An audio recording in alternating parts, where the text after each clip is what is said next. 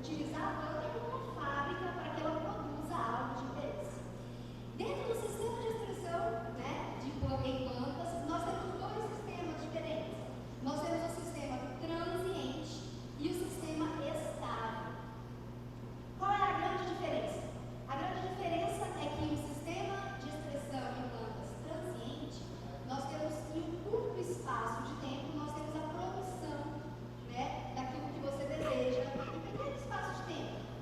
Já diferente de uma estável, que é na verdade as conhecidas plantas transgênicas, né? Mas para desenvolver uma planta transgênica, a gente demora ali de 1 a 2 anos para se construir uma planta assim. Então, demora, né? É um tempo demorado. Então, a gente, no meu caso, no trabalho que a gente desenvolveu, a gente utilizou plantas, né?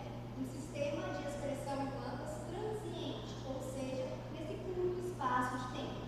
E para que a gente possa ter um sistema, uma planta que produza algo de interesse em um curto espaço de tempo, a gente tem que ter os vetores virais.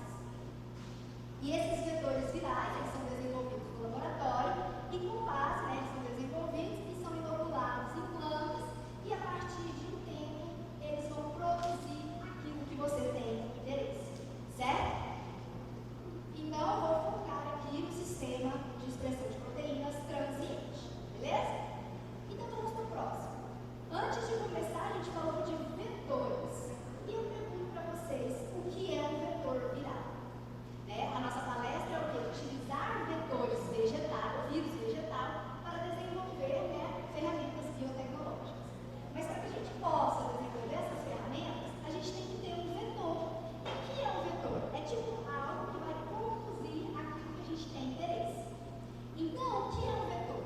São vírus modificados a partir de um clone infeccioso, né, para a produção de ferramentas biotecnológicas, certo? Então, a gente vai utilizar um clone. O que é um clone infeccioso?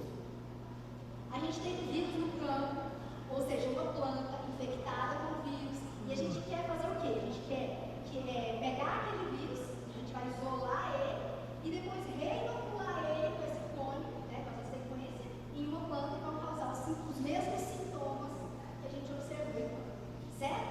Então a gente vai modificar, né, esse clone infeccioso.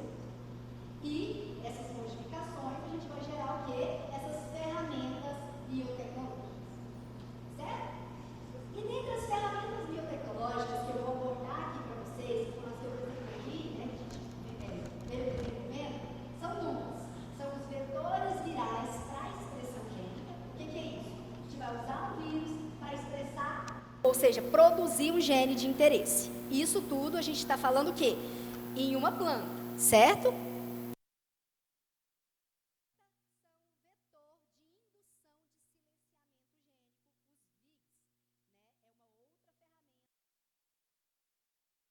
Os vírus, né, um vetor de indução de silenciamento gênico. Vou explicar mais adiante para vocês.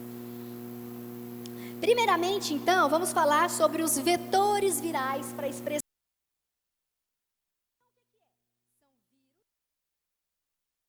Carregar, né, e expressar genes de interesse dentro da planta. Então, qualquer vírus que você tem, qualquer gene que você tem interesse, a gente vai colocar lá dentro da planta e vai fazer com que a planta produza para a gente, certo? Basicamente é isso. E por que a gente usa os vírus, né? Os vírus, eles têm o quê? Uma capacidade elevada, muito alta, de transcrever e replicar, né, uma proteína em um tempo curto. Então, essa capacidade dos vírus, né, de transcrever, de replicar rapidamente em um curto espaço de tempo, isso nós, né, vamos utilizar a nosso favor, utilizando os vírus como ferramenta, certo? E nós podemos utilizar, né, diferentes sistemas de expressão. Nós podemos expressar tanto em procariotos como em eucariotos. Como no meu caso, né, eu expressei em plantas, então a gente utilizou um sistema eucarioto para produzir, né, as proteínas de interesse. E a gente pode utilizar, né, essas proteínas que a gente produção de fármacos, né, produção industrial e também de cosméticos.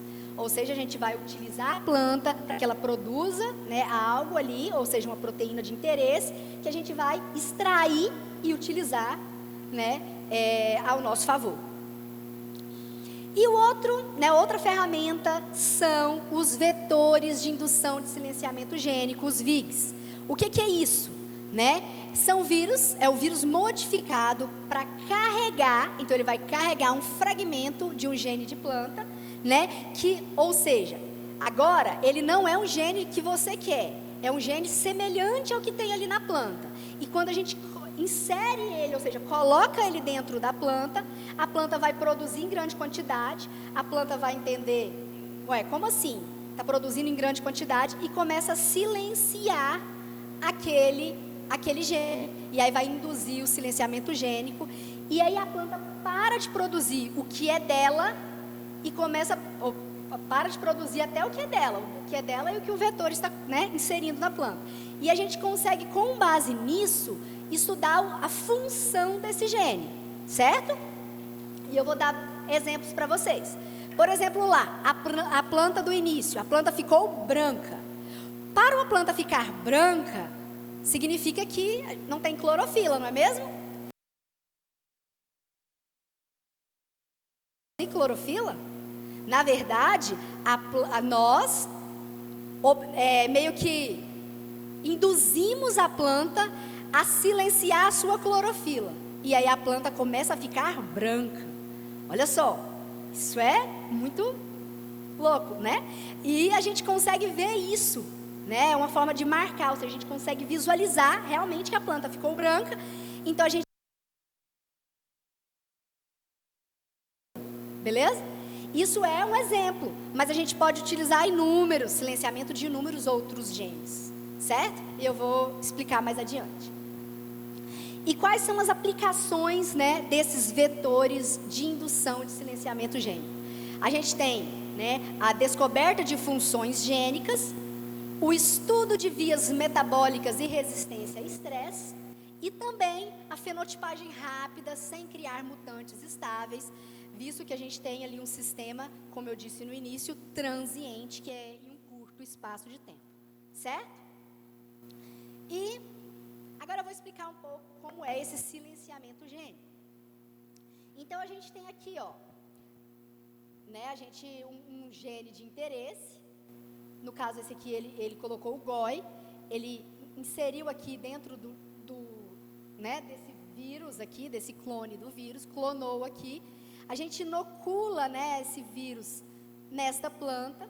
E o que vai acontecer ali dentro da planta? Esse vírus vai começar então a transcrever esse gene rosa aqui, que é semelhante ao que tem dentro do cromossoma da planta, certo? E ele vai começar a transcrever. E no momento em que esse vírus começa a transcrever esse gene, que é semelhante ao da planta, então vai produzir o dsRNA, né, os siRNAs. Então nós temos a Dicer, que é uma enzima que vai clivar esse dsRNA em pequenos siRNAs, e esses siRNAs são semelhantes ao RNA mensageiro ali da planta, que também produz essa sequência rosa. Então o vírus está produzindo a sequência rosa e a planta também está produzindo a sequência rosa. Basicamente é isso. E aí a Dicer, ela vai clivar tanto o que é da planta quanto o que é o do vírus. E aí nesse caso, o que a gente vai ter? A gente vai ter aquele fenótipo que é a planta branca, certo? Basicamente é assim que funciona lá dentro da célula. Beleza, mas para que a gente possa construir um vetor, tanto para a expressão de proteínas, quanto para a indução de silenciamento gênico, a gente tem que ter o vírus ele tem que ter algumas características, certo? E dentre elas, nós temos que ter o que para construir um vetor viral? Esse vírus que a gente vai usar, ele tem que ser um vírus de ampla gama de hospedeiro. Então ele tem que infectar várias plantas, ele não pode ser muito restrito. Então a gente busca um vírus que a gente consegue infectar espécies diferentes de planta. Dentro dessa ampla gama de hospedeiro, outra coisa que é importante a gente observar é a sequência viral. A sequência, ela tem que ser fácil de manipular. O que é isso, fácil de manipular? Significa que tem que ser uma sequência pequena. Porque se for uma sequência muito longa, ela é muito difícil de manipular. Então, é uma sequência pequena, tá? Mas o que é uma sequência pequena? Ali mais ou menos de 2.000 pares de base. Isso é considerada bom, 3.000 pares de base. Uma sequência de 6, de 8, é uma sequência muito longa. Então, a gente começa a ficar mais complicado trabalhar com ela, certo? Outra coisa que o vírus tem que ter, ele deve ser estável para que a gente possa inserir ou retirar, né, genes, sequências de interesse. Então, assim, ele tem que ser um vírus que a gente consegue manusear facilmente. Outra coisa, ele tem que ter um processo de infecção estável. O que é um processo de infecção estável? Significa que ele não pode ser muito virulento, ele não pode ser muito agressivo, né? Se eu inoculo e em uma semana ele mata a planta, eu não posso, porque senão eu não vou conseguir trabalhar com ele. Então tem que ser um vírus que a gente consegue ali